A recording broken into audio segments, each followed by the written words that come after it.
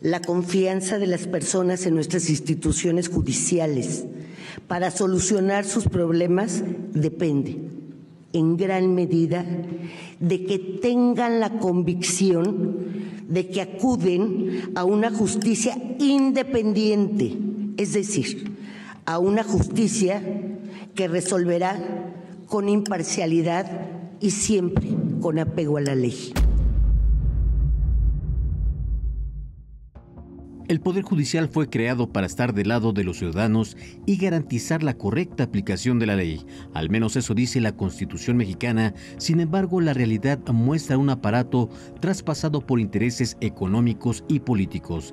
Distintas resoluciones han evidenciado hacia dónde se inclina verdaderamente la balanza de la justicia y la legalidad en nuestro país. Soy Jesús Velázquez y en esta oportunidad lo invito a examinar la independencia del sistema judicial mexicano.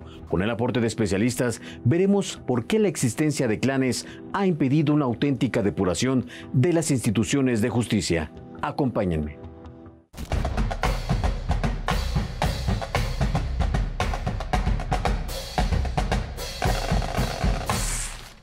¿Está podrido el Poder Judicial?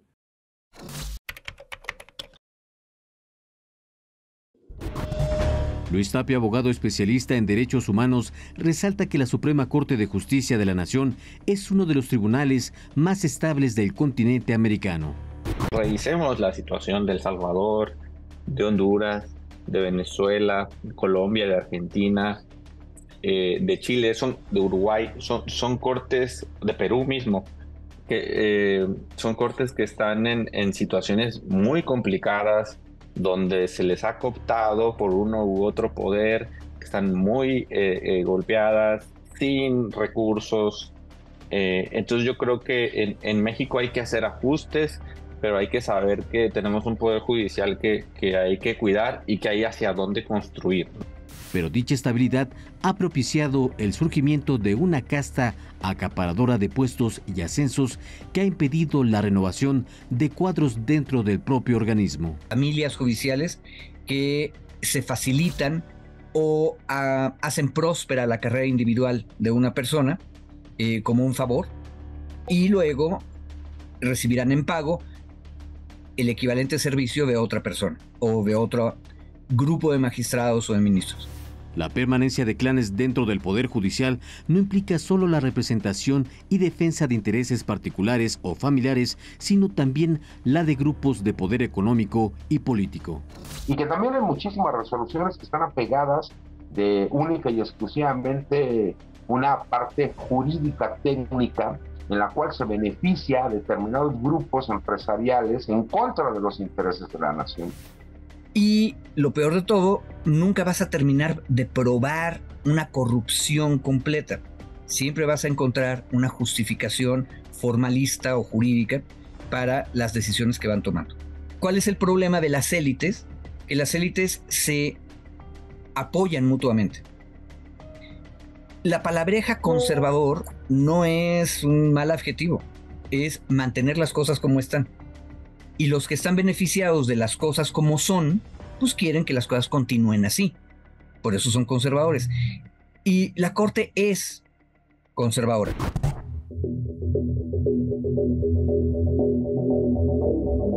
Para que la justicia deje de ser un privilegio de personas y grupos con dinero, la crítica debe abarcar al resto de los poderes judiciales.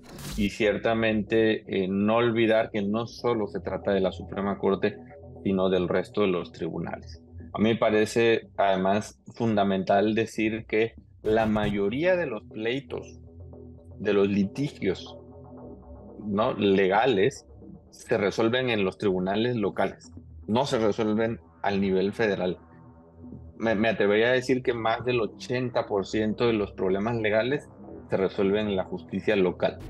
Si bien se cuenta con jueces, magistrados y ministros destacados, también hay integrantes del Poder Judicial que están involucrados en casos de corrupción.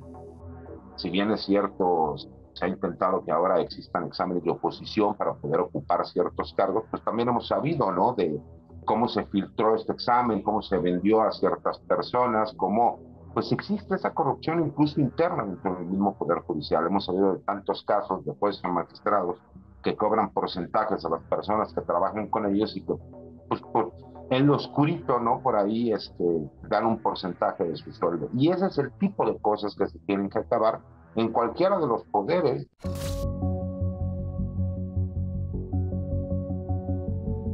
Incluso se ha evidenciado que a pesar de contar con un instrumento para sancionar las malas prácticas, se ha protegido a los impartidores de justicia. Tal es el caso del exministro Eduardo Medina Mora, quien fue denunciado por la Unidad de Inteligencia Financiera por triangulación de recursos. Que Medina Mora haya llegado a ser ministro de la Corte te da una idea de por qué está mal el sistema de designación de ministros que tenemos hoy en día. De Medina Mora ya sabíamos que estaba ligado a grupos de interés que son mucho peores de los que acaba de decir. Ante la presión contra el ministro, desde el inicio del sexenio de López Obrador, Medina Mora dejó el pleno del máximo tribunal 10 años antes de concluir su periodo, demostrando que el aparato jurídico solo aplica para proteger a sus integrantes. Mira, el caso de Medina Mora es un caso, creo que demuestra cómo desafortunadamente una persona que no tiene nada que ver con el Poder Judicial puede llegar a ser ministro de la Corte. Y que de alguna forma, recordemos que se le protegió en su momento al ministro cuando él estaba siendo acusado de diversos actos con apariencia de delito, ¿no?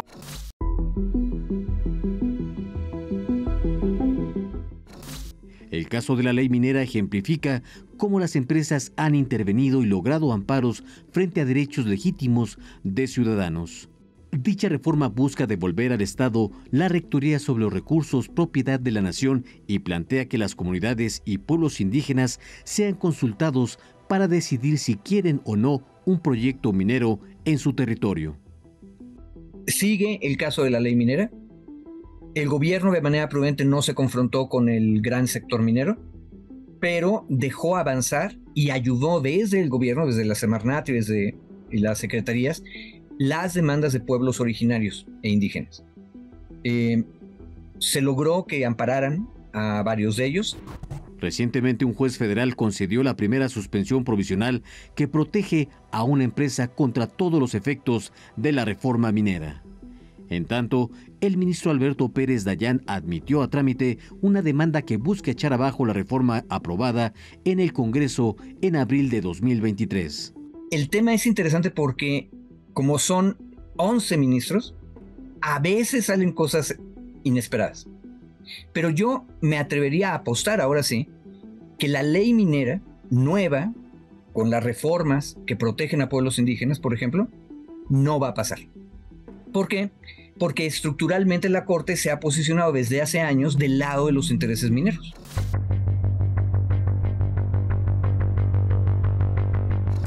Lo cierto es que la mayoría de las resoluciones de la Suprema Corte la perfilan como un organismo conservador alineado a intereses de grupos opositores al gobierno federal.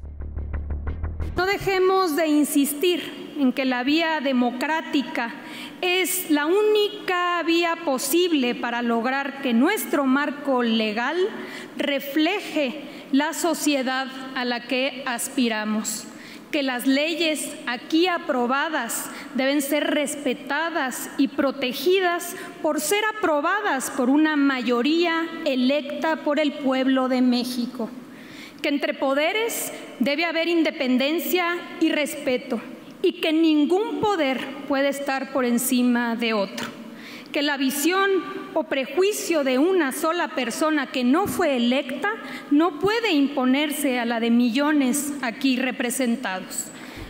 Mira, la realidad es que en teoría la Corte tendría que ser una aliada de los ciudadanos, pero desafortunadamente vemos que muchas veces las resoluciones que se llegan a realizar por parte de la Suprema Corte, de los juzgados de distrito, de los tribunales sanitarios, de los tribunales colegiados, parecería que el beneficio es a determinados grupos políticos, ¿no? O a ciertos poderes fácticos. Recientemente, la Corte avaló reformas a la Constitución de Tamaulipas que dificultan destituir al fiscal estatal Irving Barrios, señalado por su cercanía con el exgobernador Francisco García Cabeza de Vaca, acusado de delincuencia organizada. Las normas reformadas conservan la facultad del gobernador de remover al fiscal general y a los especializados, pero ahora no surte sus efectos inmediatos y está condicionado a la aprobación de las 2/3 partes de los miembros del Congreso y no por la mayoría como anteriormente se establecía. Es claro que el legislador tamaulipeco dotó de mayor solidez en el cargo a los fiscales locales. Lo acabamos de ver. La Corte le dio la razón a los poderes conservadores de Tamaulipas, protegiendo de facto al gobernador García Cabeza de Vaca. Eso, en el siglo XIX, hubiera sido considerado una rebelión del estado de Tamaulipas. ¿Y qué hizo la Corte? O sea, lo bueno es que estamos en el 21 y ya no nos vamos a la guerra civil, ¿verdad? Todos nos vamos a la Corte. Pero la Corte tomó la decisión de que Tamaulipas tenía razón, que las legislaturas de los estados pueden volver a decidir cuando los poderes federales hayan decidido algo.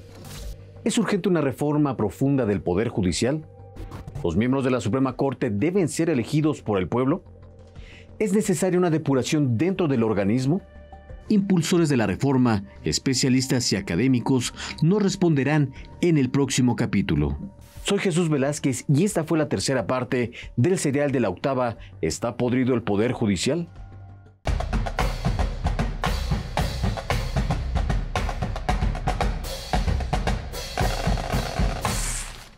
¿Está podrido el Poder Judicial?